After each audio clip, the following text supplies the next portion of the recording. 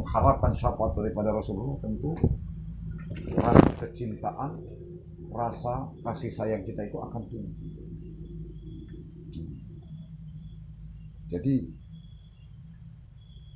dengan menjadikan bahwa Rasulullah sebagai idola kita, Rasulullah sebagai pemimpin kita, contoh bagi kita, maka insya Allah tumbuh rasa kecintaan, kemahabahan kita.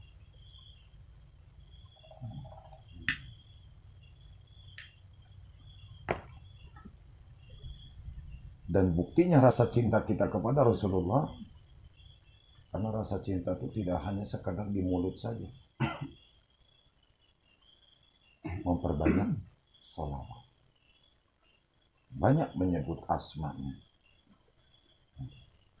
banyak menyebut asmanya. Maka insya Allah dengan banyak menyebut namanya itu tadi sebagai salah satu bukti rasa kecintaan kita kepada Rasulullah.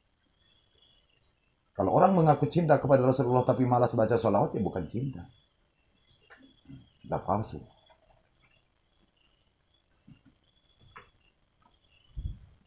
Ada ketentuannya enggak, Bik? Umpamanya sholawatnya sehari berapa ribu? Ketentuan yang tertulis lah. Ya, tidak ada. Pokoknya perbanyak. Banyak. Beda dengan ada aurad-aurad yang memang ditentukan dalam membaca sholawat. Seperti dahulu pernah dihajarkan oleh Syekh Al-Habib Umar. Bacalah sholawat munjiat ini sebanyak sehari semalam itu 4.444. Tetapi itu adalah aurad-aurad tertentu. Kalau untuk tujuan mahabbah kepada baginda Rasulullah, ya sebanyak-banyaknya. Karena ibadah yang paling mudah itu adalah membaca sholawat. Ibadah yang paling mudah membaca sholawat. Kalau kita mengandalkan daripada sholat, belum sampai. Sedangkan Sayyidina Ali pun karamallahu wajhahu radhiyallahu an gagal. Lebih-lebih kalau kita, kalau hanya mengandalkan daripada sholat. Maka tiada lagi yang kita harapkan adalah sholawat untuk meraih syafaatnya daripada Rasulullah. Itu yang kita inginkan dan yang kita harapkan dengan berkah sholawat yang selalu kita panjatkan kepada, sampaikan kepada baginda Rasulullah. Akhirnya tercurahnya syafaat Rasulullah yang akhirnya adkhilna jannah bila hisabin wala adabin. Masuk surga tanpa sebuah hisab dan tanpa ada sebuah adab. Akibat apa? Syafaat daripada Rasulullah. Kalau udah ada rekom dari Rasulullah, ya Allah ini umatku, dia begitu cinta terhadapku, maka sekarang hakku untuk keselamatkan, masukkanlah dia ke dalam surga. Ya siapa lagi? Ya tentu permohonan daripada orang yang dicintainya, dia diterima. Begitu juga di saat kita ada permohonan dari pacar. Beb, tolong beli pulsa, belikan pulsa paket buat internet. Wah, siap. Padahal endas pening. Golek utangan. Tapi tetap diusahakan, diupayakan.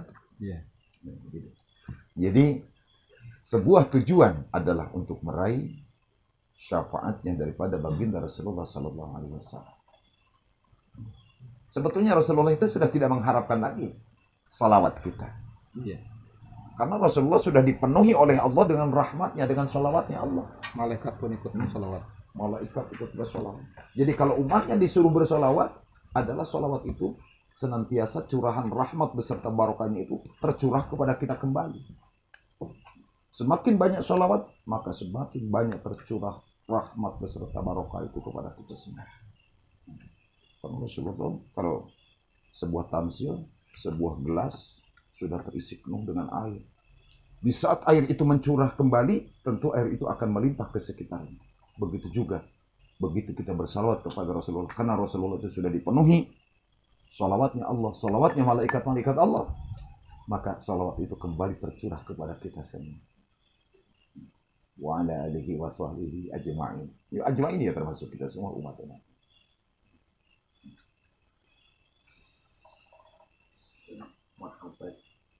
Mahabbah. Tumbuhnya mahabbah itu kalau cewek kan karena melihat cantiknya. Tapi karena begitu juga dengan baginda Rasulullah. tumbuhnya mahabbah kepada baginda Rasulullah karena melihat kecantikan akhlaknya Rasulullah. Pelajari akhlaknya dulu. Iya, pelajari akhlak Rasulullah sehingga tumbuh macam mana kita mau cinta, kenal pun tidak, makanya tak kenal, makanya tak sayang. Jadi untuk memperdalam itu, ya tadi kan tamsilannya udah jelas. Cinta kepada seorang perempuan itu tentu berbagai macam. Cinta karena parasnya, cinta karena akhlaknya. Nah, itu. Maka dalam diri Rasulullah jelas, laqad kana lakum fi Rasulillahi uswatun hasanah. Contoh teladan. Rasulullah memiliki paras yang begitu tampan. Cuman kenapa yang selalu disebut Nabi Yusuf? Tidak baginda Rasulullah. Padahal baginda Rasulullah itu ketampanannya melebihi, tidak ada lagi tandingannya, tidak ada lagi bayangannya. Wajah yang sangat tampan. Badan yang sangat sederhana. Rasulullah itu badannya tidak terlalu besar, tidak terlalu kecil. Baginda Rasulullah. Sehingga batang hidung Rasulullah itu rata. Saking mancungnya batang Rasulullah. Alisnya lebat, gigi rapi. Masya Allah. Begitu tampan parasnya Rasulullah itu. Dan begitu cantik, sempurna akhlaknya baginda Rasulullah Sallallahu Alaihi Wasallam. Maka dengan mempelajari kita paham dengan akhlaknya Rasulullah, dengan sifatnya Rasulullah, maka insya Allah itu adalah sebuah dasar bibit untuk menumbuhkan rasa mahabbah kita, rasa cinta kita kepada baginda Rasulullah SAW. Akhirnya selalu terkenang asmanya, selalu terlintas asmanya di hati kita, di setiap saat selalu disebut namanya. Allahumma salli ala Sayyidina Muhammad wa ala ali Sayyidina.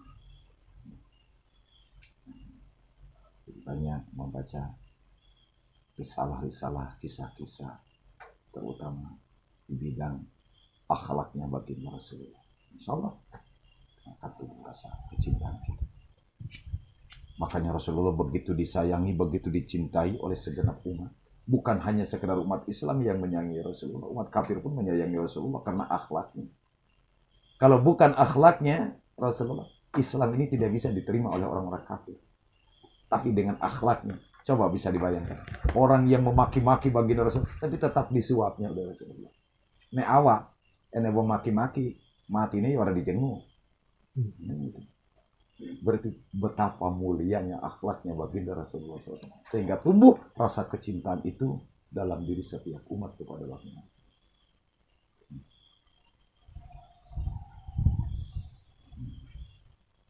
Insyaallah, karena kecintaan kepada Rasulullah itu harus melalui iman.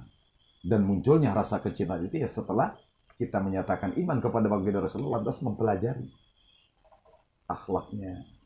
Oh, ternyata begitu mulia akhlaknya ya Rasulullah.